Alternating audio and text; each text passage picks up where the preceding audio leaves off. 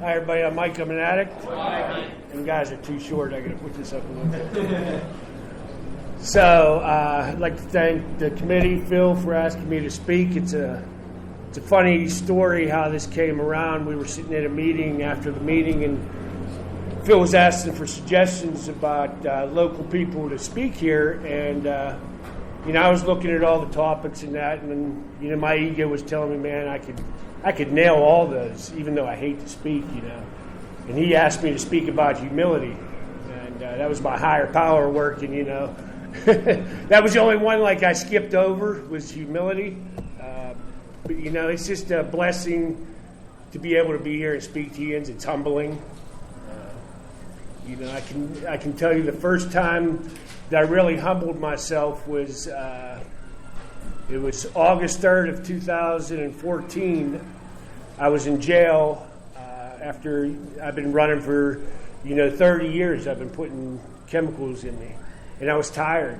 And I was in that jail cell for the upteenth time, not knowing what to do. And I humbled myself, and I got down on my hands, on my knees, and I prayed, just help me.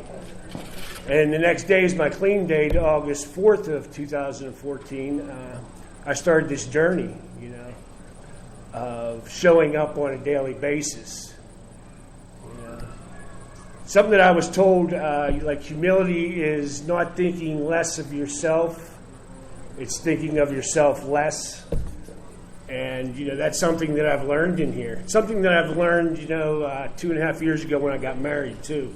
When you get a wife and you get married, you guys, as men, I feel like I think of myself less. And I've been taught that in the program because I had 3 years clean when I got married. And maybe my ego was still going, and I thought maybe that, I should be in a relationship. And, the woman that I married, she's normal, and she humbles me on a daily basis. She's number one in my life. She's the queen. And I put her ahead of, just about anything except my recovery. Because without my recovery, I don't have her. I don't have, things that this program has afforded me. And being humble, through this journey, there's so many times that I've been able to, I've been suggested to humble myself, because I usually don't know what to do, so I got to ask people. I got to humble myself and ask. And there's been so many steps in this process that, being humble and humility has just, been, vital to my recovery. Asking for rides, calling people when I need help. Working steps is, humbling to me. To write stuff down about my life that no one else knows and share them with another person and trust that person is pretty humbling. Being asked to be a sponsor. I think the first time that I was asked to sponsor someone, it was one of the most, humbling experiences in my life. Someone else thinks that I have something that they want. And, it was just amazing on a daily basis to humble yourself. This program has taught me to humble myself in everything, at work. And work is very hard for me to humble myself because I think sometimes I know how to do things right, do it faster, do it better. But, this program's taught me, maybe I should ask someone, get more input on it than myself. Because my ego would tell me I got this. My ego will tell me, you don't need help. And that's, step 2 is a big thing for me because, I always find myself hiding, and thinking, well, I can do this on my own. And, that's so far from the truth because so many things in life, I need help with. Because, I got clean at 45. I didn't know how to live life at all. With 6 years clean, today, I still don't know how to live life. I have to ask other recovering addicts on a daily basis, how did you do this? How did you get through life? 2 years ago, I was in the process of purchasing a house, and I had no idea what to do. I had no idea that someone was, willing to give me, this amount of money to buy a house after all I've been through. So I talked to my sponsor about it, and he suggested, talking to certain people about this that have been through this process. Getting in a relationship, before I wanted to ask my wife to marry me, like I go to my sponsor. What do you think I should do? And he just points out other people, because he's humble. He doesn't want to give me all the answers, and that's how I mean, he probably does have them all, but sometimes he doesn't want to give them to. He wants me to go out and be humble and ask for help, So that's it's just amazing how this program has taught me humility. Like my daily life. When I got married, when me and my wife got together, it was about 3 years ago, and it was me, my wife, and her cat. And in my house just a month ago, there was me, my wife, her cat, 2 German Shepherds, her son that moved up from Tennessee, his girlfriend, and his girlfriend's son. So in 3 years, and I had to humble myself, because I thought I knew how everybody should live life, and I thought that I'm clean, I should tell you how to live your life, and they didn't want to hear it. Some people, like her son, didn't want to hear it, and I had to step back and say, maybe I'm powerless over this, maybe I don't have all the answers. And I talked to a lot of people about this, because it was getting under my skin, because I thought that I got clean, you should live the way that I live, and it's not the way it is. It's not reality. All I can do is be there for them. My dogs, they drive me crazy every day, but it's just something that they teach me. I tell you, they teach me a lot too. But it was last Monday, for example. Her son, he has a hard time getting up for work, and we have to wake him up every day. So he comes down yelling at his mom about her yelling to get him up for work, and I said, "Don't be yelling at your mother. This is 3 a.m. I'm ready to go to work." And I said, "Don't yell at your mother like that." And he got in my face, and he said, "This is between me and your mother." I said, "No, you're living in my house. This is my business too." And he punched me in my mouth. And I thought, I just want to watch this kid bleed. And, this is, but I stepped back, and I don't know, it was one of those moments of clarity where, I got him on the ground, and I just told him how much I loved him. I was trying to, be humble about the situation, not, get the hell out. And God puts me in those, my higher power puts me in those positions, to be humble. Sometimes I see them and sometimes I don't. But humility in the program, the first 90 days, maybe 9 months, maybe it was a year, maybe it was 18 months. I remember my sponsor giving me suggestions, and I would always say, "I know. I know." And he said, I remember him saying a few times, "You don't know anything."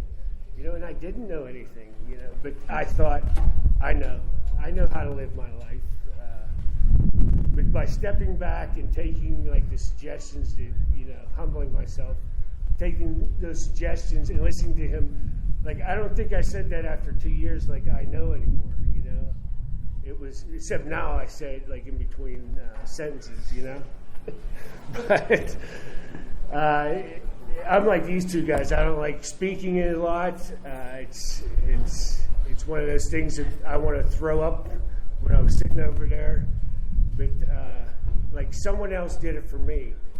There's people in this room that have done it for me. For me to get the answers on how to live this program. So, I was asked, so I get up here and do the best that I can. That's all I can do. It's not about me anymore. When I was using it, everything was about me. I lived, I was married before, and it was about me. Everything had to be done my way. She came into the marriage with some money, and her money was my money now. Like I got to like steal her money because it was mine. We were married now. It was all about me. It didn't matter what she said. With my parents, like after I got divorced from her, I went back to live with my parents and destroy their life some more. And, it was just like, it was about me, like I'll do what I want in this house. And it was like to live that way for as long as I did, like I said, it was tiring.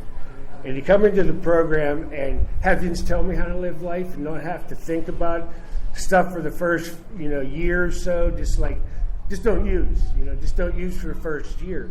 Work on myself, write on some steps, which I hate to do. I think it's homework because it's about me and you're making me do homework, but I humbled myself and I did that. I wrote, and I found stuff out about myself, some amazing stuff. Like it's maybe it's not all about me all the time. Like I found out like I have some assets and, I have some worth.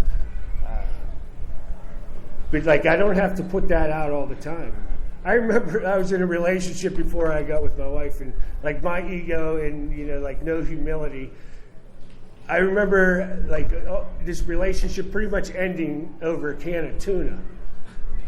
Seriously, that's what it was like. Because there was a certain way you had to open a can of tuna, and like she had this little thing like you would open it and you would just take the can and dump the juice out. Well, she had this thing that you had to put over there. That stuff would get all over my hands, the juice. And that's like cat food. I hate that smell. Oh, but like it wasn't my way, so it was totally wrong. And the relationship, that was like the beginning and the end, of that relationship because of a can of tuna. I found out maybe, like my way isn't always right, So hence the can of tuna, like when my wife tells me something today, I say, yes, dear. Yes, dear. Because I'll sit there and I'll rant and rave, about certain things like bills. And do I pay the bills? No, she pays the bills. So, but I say, is this bill paid? Is that bill paid? They'll get paid. And I said, well, like it's 2 days from now. She goes, I know. But it wasn't my way. I would have had them. No, I wouldn't have had them paid because I would think that I would. You know what I mean? My ego's telling me I would have had all this in line, and and she does everything on the computer. So I said, well, now, because I don't do computers, I said it's all you now because I used to call everything with my flip phone. My sponsor made me get one of these too. Actually, that's how I met my wife. I'll tell you that quick story. He made me get get rid of my flip phone, get one of these. I got on Facebook, and the second day that I was on Facebook, a classmate that I graduated with told me about our class reunion, which was in 3 days. So I said, do I want to go see these people? Like, they all think I'm a junkie, and, they don't know if I'm in jail because, my picture's been all over the news and, for arrests and this and that. Well, I humbled myself when I went, and my wife is actually the first girl I ever kissed back in 7th grade. And 30 years later, we reunited, and we made a connection, and so, my higher power, thank goodness I humbled myself and went to that reunion, or I don't know if I'd be in the love that I am today. So, and another thing about humility is the last night that I used, this is how big of a deal I was.